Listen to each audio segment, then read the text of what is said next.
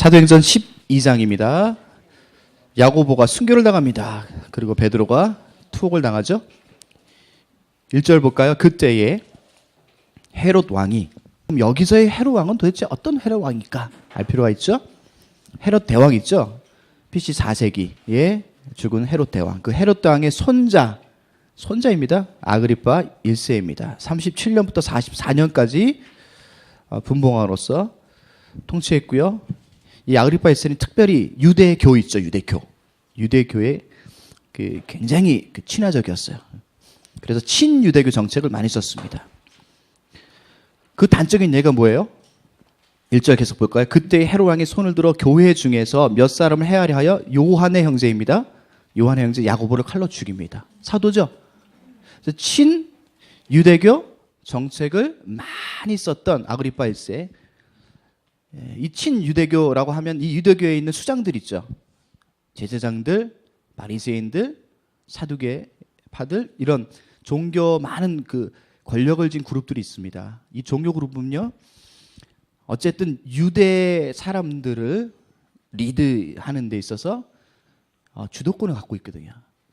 그러다 보니까 정치적으로는 아그리파 1세가 수장이지만 이 아그리파 1세는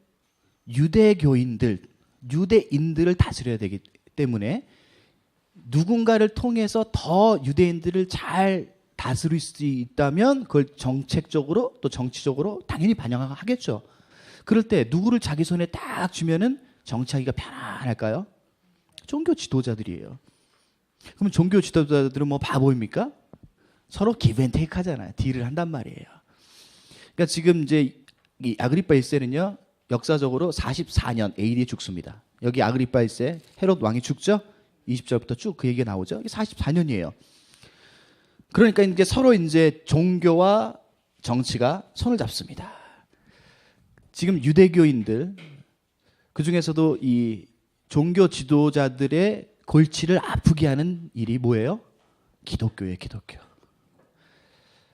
아주 초대교회 있잖아요. 30년 이렇게 또 31, 2년. 그때도 제사장들 또는 이런 종교 지도자들이 베드로 잡아오고 사도들 잡아오고 그래가지고 막 입막음을 하려고 그러고 예수를 전하지 말라고 그러고. 기독교는 그렇게 시작되었습니다. 그죠? 그런 정치 권력자와 기독교와의 관계는 처음부터 삐끗삐끗했죠. 근데 지금 몇 년이 흘렀어요? 14년이 흘렀어요. 그런데 이 기독교라는 신흥 종교가 대충 이렇게 우리가 손을 쓰면은 수그러들 줄 알았는데 갈수록 부흥한단 말이에요. 갈수록 그들이 볼 때는 세력이 커져. 마치 출애굽기 1장 가면요, 바로가 이스라엘 백성들을 막 누르잖아요.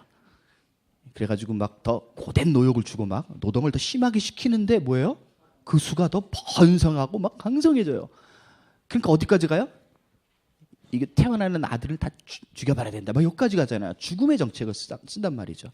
똑같아요. 똑같습니다.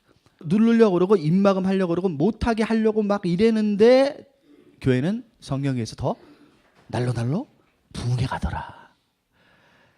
자, 그래서 이 종교 지도자들이 이제 더 이상 안 되는 거야. 와해시켜야 돼, 교회를. 그러려면 누구부터 자르면 돼요? 수장부터, 머리부터 자르면은 밑에 있는 이 팔로워들 아마 흩어질 것이다. 이제 그 계략을 헤롯과 정략적으로 뭔가 썸띵 한 것 같아요. 헤롯 왕이 갑자기 등장해서 요한 형제 야고보를 잡아오고 칼로 칩니다. 첫 번째 사도 중에 순교자가 나옵니다. 전체 초대교회에서 첫 번째 순교자는 누구였어요? 스데반. 그리고 두 번째로 따지면요, 이제 사도 야고보가 되는 거죠. 근데 이것만으로는 부족하죠.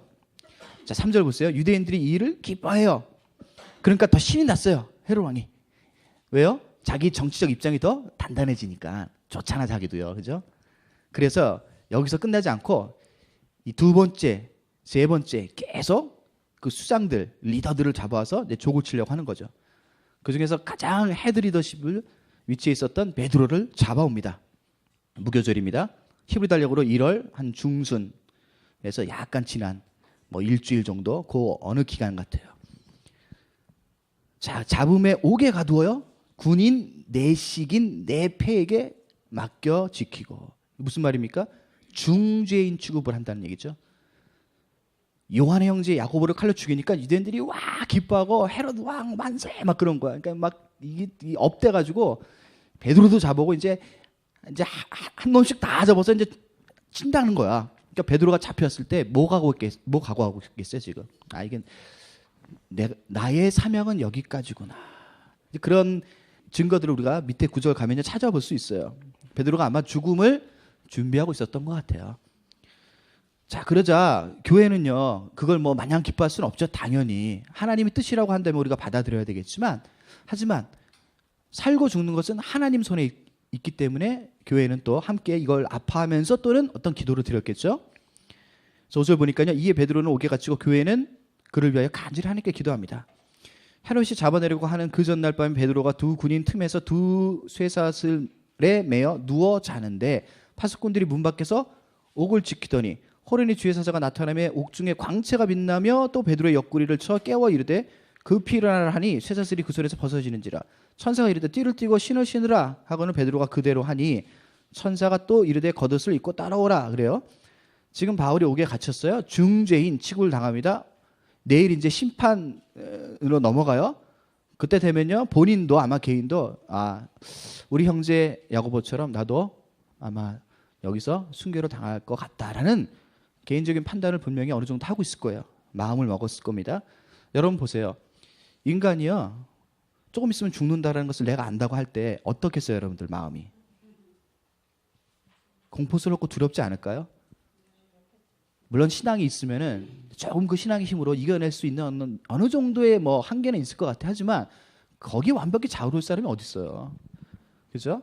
그러니까 여러분들 우리 젊었을 때는 저도 그랬어요. 선교사로 가겠습니다 그러면서 순교를 각오하겠습니다 그랬는데 피가 끓고 뭔가 잘 모를 때는 막 그렇게 할 수 있어요. 근데 진짜 죽음 앞에 딱 닥치면요 공포심부터 올 수밖에 없는 거예요. 사람이란 건 다 그렇습니다. 그게 자연스러운 거죠, 그죠? 근데요 지금 우리가 세 구절 읽었어요. 베드로가 뭐 하고 있어요? 베드로가 이런 걸 지나치면 안 돼요. 베드로가 자고 있어요. 여러분들 잠이 올까요? 내일 죽는다 그런다면 만약? 잠이 오지 않죠. 그 하루가 100년 같았으면 좋겠다는 마음 들겠죠. 내일이 오지 않기를 시간이 멈췄으면 좋겠다는 마음이 간절히 들겠죠. 그죠? 베드로 쿨쿨 자고 있어요. 어느 정도 자고 있냐면요. 천사가 와서 옆구리를 이렇게 쳐야지 낀단 말이에요. 이렇게 쿨쿨 자고 있어. 옆에 간수들이 쇠고랑을 서로 차고 지키고 있어요. 근데 천사가 와서 베드로가 자고 있는 거야. 발로 툭툭 찼겠죠. 이렇게 툭툭 야 일어나니까 이게 일어났는데 어떻게 또 잤냐면 보세요. 뭐라 그래요? 허리띠를 떼어라. 신발을 벗어라. 옷 다 풀어헤치고 잔 거야. 그 예전에 이제 우리가 부모님들이 어른들이 이런 말 하죠. 정말 잠에 푹 빠져서 자는 친구들에게 이런 대자로 뻗어서 자더라. 뭐 좀 그런 식이에요. 내일 죽을지도 모르는데 베드로가요 대자로 뻗어서 허리띠도 풀고 신발도 다 벗어놓고 그냥 천사가 와서 툭툭 쳐야지 깰 정도로 깊은 잠에 들었어요. 뭐 이런 얘기는 아닙니다. 그만큼 베드로 신앙이 막 경지에 올랐다 이런 것보다 여기서 지금 누가가 보여주고 싶은 메시지가 있다는 거죠. 도대체 부활의 신앙을 믿는 자의 그 넉넉함과 뭐라 그래? 배짱은 뭐냐? 이런 겁니다. 우리가 죽음 앞에서도 부활의 신앙 때문에 무조건 죽음을 무시하거나 없이 하자 그런 뜻이 아니에요. 우리 당연히 죽음 앞에 두려워할 수밖에 없는 나약한 존재임을 인정할 수밖에 없습니다. 그럼에도 불구하고 지금 베드로의 모습을 보니까요. 그 인간의 나약한 존재, 그 실존을 뛰어넘는 무언가가 성령을 통해서 역사하고 있더라. 성도들은 교회들은 모여가지고 열심히 기도하는데 베드로는 자고 있어요. 그걸 자고 있어요. 툭툭 쳐서 깨우니까 이렇게 눈 비비면서 일어납니다. 그런데 손에서 쇠사슬이 그냥 쓱 벗겨져요. 천사가 풀어준 거죠. 간수들이 알아요, 몰라요? 몰라요? 자, 천사가 띠를 띠고 신까지 신어라. 그래서 이렇게 하려고 그러니까 겉옷 입어라. 띠를 띠고 신을 신고 구절 보니까 베드로가 나와서 따라갔어요. 천사가 하는 것이 생시인 줄 알지 못하고 환상을 보는 것으로 착각한 것 같아요. 베드로가 두 번째 이 신비적인 환상을 보게 됩니다. 물론 이 환상은 환상인 것 같으면서 생시죠. 실제입니다. 첫 번째는 언제 봤어요? 하늘에서 이제 두루마리가 이렇게 내려와가지고 부정한 음식을 먹어라. 부정합니다. 못 먹겠습니다. 내가 깨끗했다. 못 먹겠습니다. 깨끗했다니까. 못 먹겠다니까요. 깨끗했다니까. 이 환상을 받고요. 지금 여기서는 천사는 자연인으로서 하나님의 어떤 뜻이 있다고 한다면 누구나 볼 수 있는 상황이 있을 수도 있어요. 구약 보니까 그런 게 있어요. 그죠? 근데 신약에서는요. 이렇게 누구나 다 그냥 육신적인 눈을 갖고 아무나 천사는 볼 수는 없죠. 만약에 그렇게 다 봤다고 한다면 간수가 가만히 있었겠어요? 베드로만 보는 거예요. 베드로가. 그러니까 이거는 자연인으로서 삼자 입장에서 보면요. 이건 환상이고 이건 신비죠. 초월이죠. 하지만 베드로한테는 실제입니다. 그리고 역사적으로도 실제입니다. 이에 천사와 둘째 파수를 지나 시내로 통한 쇠문에 이릅니다. 파수를 지났대요. 그죠? 이 가드를 그냥 쑥 지난 거예요. 근데 그러면 천사를 이 가드가 봤다고 한다면 난리 났겠죠. 못 보는 거예요. 정말 신비로운 일이 일어납니다. 11절 이에 베드로가 정신이 들어 이르되 내가 이제야 참으로 주께서 그의 천사를 보내어 나를 헤롯의 손과 유대 백성의 모든 기대에서 벗어나게 하신 줄 알겠노라. 여기서 모든 기대는요. 하나님을 대적하는 자들의 모든 기대죠. 그러니까 하나님의 뜻과는 전혀 다른. 베드로가 이거를 깨닫습니다. 여기서 알게 됩니다. 하나님의 통치와 보이지 않는 세계의 하나님의 다스림이 어떠한지 그 권위가 바로 이 세계의 헤롯 또 시저 위에 있다는 것을 이 초월적 경험을 통해서 확실하게 깨닫게 됩니다. 확실하게. 근데 베드로만 깨닫는 게 아니라 나중에 그것이 교회와 공동체까지 이어지죠. 그래서 하나님을 찬양합니다. 하나님만을 경외합니다. 자, 이것은 그냥 문자로 또는 글자로 봤을 때는 야, 초월적이고 신비적이다. 와, 이럴 수가 있느냐? 놀랍다. 라는 정도로 비춰지만 메시지로 가면요 뭡니까? 제가 말씀드린 거예요. 그 모든 권위에 누가 계세요? 하나님이 계시는 거예요. 하나님이. 지금 모든 권위 위에 하나님의 권위가 가장 높이 모든 다른 권위들을 통치하고 다스리고 있다는 이 메시지를 초대교회 사람들이 초월과 신비를 통해서라도 기적을 통해서라도 그들이 배워가야 돼요. 왜요? 흔들릴 수 있거든요. 계속해서 외로부터 지금 핍박이 오잖아요. 누구까지 죽었어요? 스데반도 죽고요. 요한의 형제 야고보도 죽었어요. 베드로도 죽을지 모르고 베드로마저 죽으면요 줄줄이 죽어나갈 거예요. 이럴 때 그들 마음 가운데 두려움과 떨림과 공포가 있겠죠. 그때 뭘로 극복해 나가기 시작합니까? 뭘로 통해서? 기도를 통해서 극복해 나가는데 기도만 한다고 끝 아니죠. 기도의 열매를 봐야 되잖아요. 그 열매가 누구예요? 베드로예요. 베드로를 본 이 초대교회 제자들과 성도들은 누굴 찬양했다고요? 당연히 하나님을 찬양합니다. 그게 무슨 뜻이에요? 맞습니다. 하나님만이 진정한 왕이십니다. 헤롯, 시저, 이 전 세계 모든 권위를 다 합친 것보다 하나님의 권위가 가장 높습니다. 그러면 그 신앙의 견고함이 더 단단해지겠죠. 그래서 이건 신비와 초월이 멋있다, 와 신기하다 거기서 그치는 것이 아니라 하나님의 권위가 과연 어떠하냐를 보여주기 위한 사건으로 지금 등장합니다. 그래서 이를 통해서 초대교회가 더 견고하게 말씀 가운데 성령 가운데 세워지고 부흥의 역사가 더 일어나더라. 이렇게 지금 누가는 기술하고 있고요. 이 말씀을 함께 읽고 해석하고 묵상한 누가 공동체는요.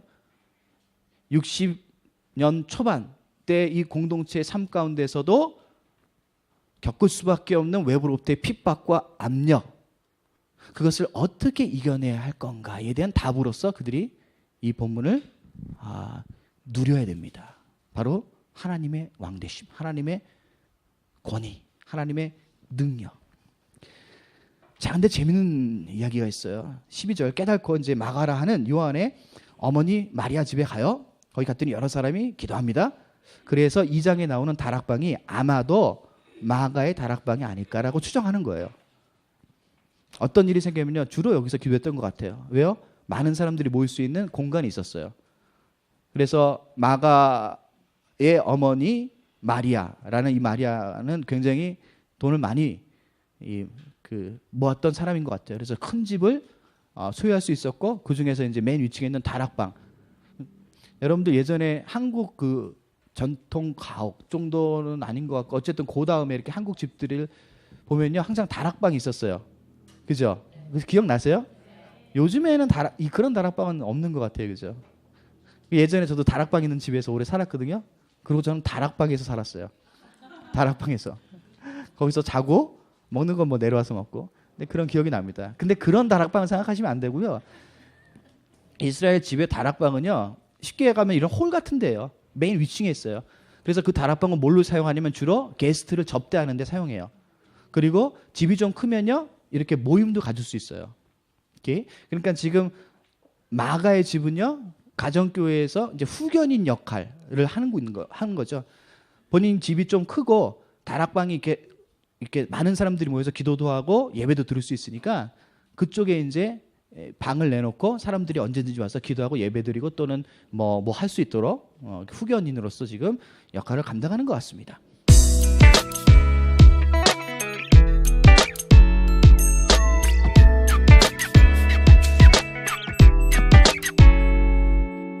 자, 13절 베드로가 대문을 두드립니다. 로데라 하는 여자아이가 영접하러 나옵니다. 베드로의 음성인 줄 알고 너무 기뻐요. 근데 문도 안 열어주고 사람들에게 달려갑니다. 베드로가 왔다 그래요. 문 밖에 있다 그래요. 15절 보세요. 그들이 말하되 네가 미쳤다 그럽니다. 여자아이는 힘써 말하되 참말이라고 그러고요. 그들이 말하되 그러면 그는 아마 천사일지도 모른다. 지금 이 사람들이 5절에서 뭐 했어요? 열심히 기도했을 거 아니에요. 아니 기도의 내용은 분명히 써있지 않아서 잘 모르겠지만 그 많은 내용 가운데 이런 내용 없었을까요? 하나님의 능력으로 우리 베드로 선생님은 좀 야고보처럼 순교를 당하지 않고 좀 풀려났으면 좋겠습니다. 국류를 베풀어 주시옵소서라는 기도를 하지 않았을까요? 했겠죠. 물론 믿음이 너무나 충출한 사람들은 개중에서 이런 기도도 했을 거예요. 베드로가 잘 죽게 하여 주시옵소서. 하나님만 의지하다가 죽게 하여 없어서 하나님을 부정하고 예수 그리스도를 부정해서 이상한 데로 빠지지 않고 당당하게 담대하게 예수 그리스도의 부활의 신앙으로 잘 죽게 하십시오. 이런 아마 기도도 할 수도 있었을 거예요. 저 같으면 이제 그런 기도를 하죠. 이제 잘 죽어야 됩니다. 기도하는데 대부분 사람들은 좀 살려주셨으면 좋겠습니다. 그런 기도 했겠죠. 그렇게 기도를 열심히 했는데 베드로가 집 앞에서 문을 두드리고 있는데 그들의 기도에 열매고 응답이잖아요. 근데 그들이 뭐예요? 그걸 믿기 싫어하는 거예요. 또는 믿을 수가 없는 거예요. 이런 해석이 가능합니다. 너무 상황이 긴박했다. 자기네들이 기도하고도 설마 이 정도로 상황이 너무 긴박했던 거예요.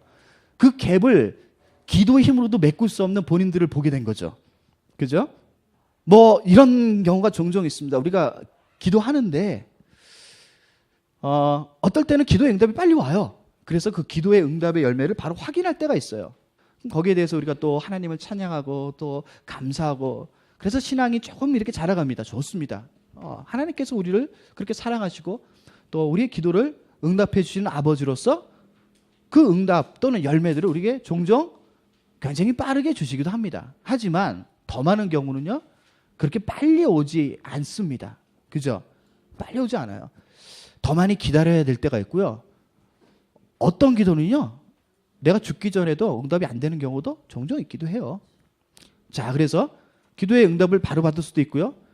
기다려라 라는 하나님의 음성에 따라서 우리가 기다릴 수도 있어야 되고요. 그 다음에 어쩌면은 우리 세대에 안 이루어질 수도 있습니다. 우리가 주로 이렇게 세 가지 기도의 응답을 갖고 이야기를 종종 하기도 하죠. 근데 이런 경우도 있어요. 기도의 응답이 이미 이루어졌는데 우리가 인지하지 못할 때가 있어요. 그럴 때도 굉장히 많다는 사실 여러분들 아셔야 됩니다. 예를 들어서 이런 거예요. 자 보세요. 우리가 지금 죽음과 생명의 기로에 쓴 베드로에 대한 얘기를 하고 있습니다. 여러분, 하나님께서 여러분들을 얼마나 사랑하시냐면요. 여러분들 매일 죽음의 순간 가운데서 하나님 여러분들을 보호하시고 지키시다는 것을 아십니까? 그냥 머리로 아는 게 아니라 진짜 경험하십니까? 어떻게 경험하세요? 매일. 많은 예가 있을 수 있어요? 어떻게 경험하세요? 이런 예는 어떨까요? 여기 오실 때 여러분들 프레이 타고 오셨죠? 우리 매일 적어도 10마일 이상은 차 운전을 한단 말이에요. 운전 잘 하셔야 됩니다. 그죠? 방어 운전 하셔야 되고요. 속도도 잘 지켜셔야 되고요. 당연히 교통 규칙도 잘 지켜야 되겠죠. 근데 교통사고라는 게 내가 그 삼박자를 다 갖췄다고 해서 안 나요? 그렇지 않아요. 앞에서 실수하거나 뒤에서 실수하거나 양옆에서 실수하거나 하늘에서 뭐가 떨어지거나 땅이 꺼지면요. 내가 아무리 삼박자를 잘 지켜서 좋은 운전을 했다 그래도 얼마든지 나도 어느 순간에 사고가 나서 목숨을 잃거나 크게 다칠 수 있어요. 매일 그럴 가능성은 도로에 깔려 있어요. 동의하시죠? 근데 오늘까지 살고 계시잖아요. 그럼 여러분들 뒤돌아보세요. 누가 살려주신 거예요? 이해되세요? 하나님이 살려주신 거예요. 그게 신앙이죠. 다른 사람들은요, 그러니까 예수 안에 있지 않은 사람들은요, 하나님 살려주셨다고 고백을 안 하죠. 우리는 하죠. 그리고 그게 저는 맞다고 생각합니다. 그죠? 물론 그렇다고 또 반대쪽에서 그럼 교통사고 난 사람은 하나님이 살려주시지 않거나 보호하시지 않았느냐 이렇게 얘기하면 안 돼요. 그런 얘기가 아니라 그쪽 측면에서는 또 그쪽이 감당해야 될 하나님에 대한 새로운 메시지와 깨달음이 있겠죠. 하지만 지금 현장에 여기에 있는 분들은 지금 차를 타고 여기까지 오셨을 때에 하나님께서 여러분들을 천사로 보호하셨는 거에 대한 믿음이 있으셔야 돼요. 여러분들이 운전대 붙잡고 1초 1초마다 그렇게 기도 안 하시잖아요. 하세요? 1초 1초마다 기도하세요. 살려주세요. 살려주세요. 그렇게 안 하잖아요. 그걸 어떻게 운전하고 다녀요? 그렇게 안 하죠. 그냥 되게 자연스럽게 어디 가야 된다고 아침에 일어나서 키 갖고 와가지고 열고, 물론 이렇게 안 열죠? 이렇게 여시죠? 예. 저는 이렇게 엽니다. 어쨌든 그러니까 습관이 돼가지고 이렇게 열어서 타고 오고 일 보고 또 가요. 무의식 가운데 그냥 우리 생활이에요. 그죠? 여러분들이 1초마다 살려주세요, 살려주세요, 보호해주세요 이렇게 안 하는데 지금까지 수십 년 동안 하나님이 보호해 주셨다라는 거예요. 그래서 우리가 기도의 열매라는 게 우리가 꼭 해야지만 있는 게 절대 아니에요. 얼마나 마른지 몰라요. 그런 게. 여러분들 기도 안 했는데도 지금 맛있게 샐러드도 드시고 빵도 드시잖아요. 누가 먹이신 거예요? 우리는 하나님이 먹이셨다고 믿는 거잖아요. 그죠? 물론 여기서 사오신 분을 통해서 먹이셨죠. 우리 그분께도 감사해야 됩니다. 하지만 궁극적으로는 하나님이 창조를 통해서 다 주신 거잖아요. 이미. 그 얘기가 나중에 또 나옵니다. 자, 이런 겁니다. 죽음의 기회가 얼마나 많은지 몰라요. 여러분들 보세요. 기술과 문명과 과학이 발달되면 사람들이 편리해서 좋다고 생각하지만 반대는 잘 못 봐요. 그 얘기는 죽음의 기회가 더 많아졌다는 얘기도 됩니다. 왜요? 예전에 자동차가 없을 때는요, 자동차로 죽은 사람이 없었어요. 자동차가 생겨서 문명이 이기 때문에 편리하고 빨리 가고 멀리 갈 수 있지만 죽을 확률은 예전보다 훨씬 많아져요. 예전에는 전쟁이 나면 치고받고 상대편을 칼로 찌거나 총을 쏴야지 상대방이 죽거나 우리 편이 죽었지만 지금은요, 예전에 와악 해서 싸운 그 숫자보다 하루에 교통사고로 죽은 사람이 훨씬 많아요. 우리가 좋은 것들, 편리한 것들을 자꾸 만들어내서 우리의 삶에 이익을 끼치기 위해 모든 것들이 발전하고 굉장히 빠른 속도로 앞으로 진전하지만 그걸 이루기 위해서 뭘 세워요? 공장을 세우죠. 그 공장을 세우면 공장을 돌려야 되죠. 그러면 공장이 그냥 돌아갑니까? 여러 가지 요소들이 필요하죠. 그러면서 나타나는 현상이 뭐예요? 공해죠. 자연이 해쳐지죠. 그건 뭐예요? 자연이 죽는 거예요. 자연이 죽으면요, 우리도 죽어요. 그러니까 여러분들 하나만 보시면 안 돼요. 그래서 우리가 뭐 그러면 다 놓고 뭐 무인도로 가자 그런 얘기는 아니에요. 근데 이걸 잘 보셔야 돼요. 편리하고 좋고 소유가 많다고 해서 생명이 연장되거나 예전보다 더 행복하다라고 이꼬를 시키면 안 돼요. 속을 수도 있어요. 자본에, 기술에, 과학에 속을 수 있어요. 이런 삶 가운데 우리는 하나님으로부터의 어떤 보호하심을 받아야 되느냐에 대한 신앙적 해석이 반드시 있어야 된다는 거죠. 그때 진정한 하나님 앞에 감사와 예배가 나오는 거죠. 그러니까 스펙트럼을 넓히셔야 돼요. 기술이 발달하고 문명이 더 이기적으로 발달할수록 우리는 더 많이 죽을 확률을 매일 갖고 사는 거예요. 제가 어저께 어떤 보고서를 보니까요, 아일랜드가 없어졌어요. 그러니까 지도에서 없어진 거예요. 그 전에 몇십 년 전까지 있었는지 잘 모르겠어요. 제가 꼼꼼히 다 안 읽어봐서. 근데 버젓이 몇십 년 전만 해도 지도 안에 있었던 아일랜드가 가보니까 사라졌어요. 실제적으로. 그럼 뭐예요? 이제 지도에서 지워야죠. 그럼 왜 사라졌겠어요? 수면이 올라온 거죠. 왜요? 온난화 현상 때문에. 지금 계속해서 수면이 올라옵니다. 그죠? 그럼 뭐 예전부터 했던 얘기죠. 그래서 뭐 프로연가스라든가 우리가 공해를 더 줄여야 된다 하지만 그게 되겠어요? 돈을 갖고 있는 자들은요, 그걸 놓지 않습니다. 왜? 그렇게 안 하면 공장이 안 들어가고, 공장이 안 들어가는 것은 내가 더 이상 소유를 많이 가질 수 없다는 얘기이기 때문에 그래요. 돈을 더 많이 가지고 있는 사람들은 그래서 뭐 합니까? 로비하죠. 정치인들을 돈으로 샀습니다. 이거 똑같아요. 지금 헤롯왕이랑. 그러니까 우리같이 평민들이고 우리같이 아무것도 모르는 사람들은요. 뭐가 조금 나타나서 좋은 것만 생각하지 그것 때문에 자연이 죽어가고 하나님의 자연 만물이 해쳐진다는 생각까지는 못해요. 실제로 그런 일들이 지금 많이 일어나고 있는데 우리가 다만 정보를 접하지 못할 뿐이죠. 아일랜드가 사라졌습니다. 없어졌어요. 지도에서 지워야 돼요. 앞으로는요. 콜럼버스는 디스커버리 했죠. 신대륙을 발견했습니다. 아메리카를 발견했습니다. 그죠? 와, 신대륙이다. 그렇게 해서 그전에는 신대륙이라는 이름으로 지도에 그려넣지 않았던 것을 그려넣기 시작합니다. 이게 디스커버리죠. 그죠?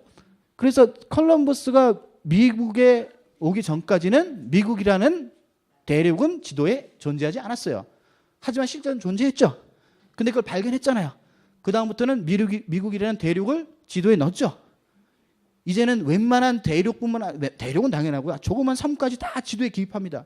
기술이 발달되고 사람들이 이 디스커버리를 많이 확장시켰기 때문에 그래요. 그런데 현대화가 되고 기술, 산업화가 되면서 이제는 우리가 뭘 해야 되냐면 이 지도에서 지워야 돼요. 지워야 돼요. 그게 우리 세대에서 우리가 살고 있는 지도도 지워질 수도 있을지도 모르겠어요. 아니면 후손들에게 시대에 지워질 수도 있을 것 같아요. 갈수록 지워집니다. 지워집니다. 예수님이 2000년 전에 오셨어요. 우리들에게 통정적인 복음을 계시하셨습니다. 이 복음이 뭐냐? 하나님 나라가 뭐냐를 완벽하게 100% 우리들에게 성취시키셨어요. 그죠? 2000년 전이에요. 그런데 2000년 후에 통정적인 복음이 많이 지워졌어요. 이해되세요? 많이 지워졌어요. 예수님이 안 보여 점점. 예수님이 그때 2000년 전에 오셨을 때는 완벽한 예수 그리스도의 그림으로 그려졌는데 머리카락이 지워지고 눈썹이 지워지고 손가락이 지워지고 발가락이 지워지고 예수님의 형상이 점점 희미해져요. 이상하죠? 왜곡 형상이 일어납니다. 우리가 왜 말씀을 배웁니까? 우리가 왜 진리를 탐구해야 됩니까? 반대입니다. 지워져가는 예수 그리스도를 다시 그려야 돼요. 그래서 복음은 홀리스틱 가스펠이죠. 제가 구약 때부터 주장한 게 이거예요. 복음은요, 말씀은요, 신학은요, 통정적이어야 돼요. 내가 알고 있는 한 부분을 전부로 인식하면은 그 다음부터는 큰 신앙의 오류를 일으킵니다. 하지만 한 사람이 한 교회가 모든 것을 다 할 수는 없어요. 당연하죠. 그래서 우리는 뭐 해야 돼요? 연합해야 돼요. 내가 갖고 있지 않은 것들, 그런 것들을 갖고 있는 사람과 나누고 이 사람이 없으면 내 걸 나눠야 돼요. 소유뿐만 아니라 지워져가는 예수 그리스도를 우리가 합력해서 다시 매매다가 그려나가는 이것이 바로 성경 공부고 그게 성경 연구고 그것이 여러분들의 진리를 만나는 거고 진리를 통해서 여러분들의 삶이 통정적인 신앙의 삶으로 진전되고 변화되어가는 과정입니다. 여러분들은 지금까지 많이 지워졌던 예수 그리스도의 모습의 어떤 부분을 메꿔가고 계십니까? 성경 연구와 성경 공부를 통해서 이걸 메꿔가지 않으면요 무의미하죠. 이 공부는요. 지워졌던 예수 그리스도의 형상과 모습들을 정확히 말씀을 통해서 메꿔가십시오. 잃어버렸고 잊혀졌던 복음을 찾으셔야 돼요. 그래서 현대성에 있어서 신학이라는 이름으로 또는 신앙이라는 이름으로 교회에서 무엇이라고 얘기해도 상관없습니다. 저는요 개인적으로 잊혀지고 잊어버렸고 지워졌던 통정적인 복음을 찾아가는 과정이 바로 신앙이다라고 생각해요. 그럼 어디로 가야 돼요? 2000년 전으로 가야 돼요. 예수 그리스도 그분 그대로 살아계신 완벽한 그 통정적인 복음이요 하나님 나라로서의 계시된 그분 가운데로 가서 그분을 만나셔야 돼요. 그렇지 않고 여러분들이 갖고 있는 정말 경직되고 좁은 스펙트럼 안에서 이게 예수의 전부다라고 얘기하는 순간 삶의 많은 부분에서 잃어버리고 놓치는 것들이 점점 많아질 수밖에 없더라는 거죠. 자, 그래서 누가가 그거를 사도행전을 통해서 메꿔갑니다. 누가 공동체가 잘 모르고 이해하지 못했던 부분들을 사도행전이라는 성령의 역사와 교회의 세움 그리고 자라감을 통해서 하나씩 배워갑니다. 자, 그런 일이 일어나요. 기도 얘기도 했고요. 그다음에 통정적인 복음이 뭔지 잠깐 또 말씀드렸습니다. 20절 가니까 헤롯이 죽죠. 몇 년도에 죽는다고요? AD 44년에 죽습니다. 왜 죽어요? 하나님께 영광을 돌리지 않죠. 다른 말로 하면요. 교만의 극치를 달린 거죠. 헤롯 왕이요 어디 가서 연설을 딱 하는데 사람들이 이거는 신의 소리다 그래요. 헤롯 왕이 그럼 그렇지. 내가 이 정도지. 그래서 하나님을 대적합니다. 그러자 벌레에게 먹혀 죽습니다. 24절 보세요. 대조죠. 하나님의 말씀은 그와 다르게 더 생명력 있게 흥황합니다. 이게 부흥이죠. 부흥이 뭡니까? 수가 늘어나는 거, 물론 부흥의 일부분입니다. 하지만 부흥의 통전은요, 이렇게 시작되죠. 하나님의 말씀이 뭐해 간다고요? 흥황해 가는 거예요. 그게 부흥의 시작이고요. 그게 부흥의 코어입니다. 핵심이에요. 말씀이 흥황해 가더라. 여러분들 그런 부흥 가운데 우리의 공동체의 아름다운 삶을 함께 누리지 않으시렵니까? 그렇게 누려야 되겠죠? 말씀이 우리를 통치하고 말씀이 우리를 하나로 엮고 말씀이 우리가 갖고 있었던 세상의 기준을 다 내려놓게 함으로 예수 그리스도의 기준으로서 상대방을 사랑하고 형제 자매와 나누고 함께하는 것, 그것이 천국의 삶이요 이 땅 가운데 누려야 될 하나님 나라의 통치 아니겠습니까? 사도행전이 바로 그걸 얘기하고 있어요.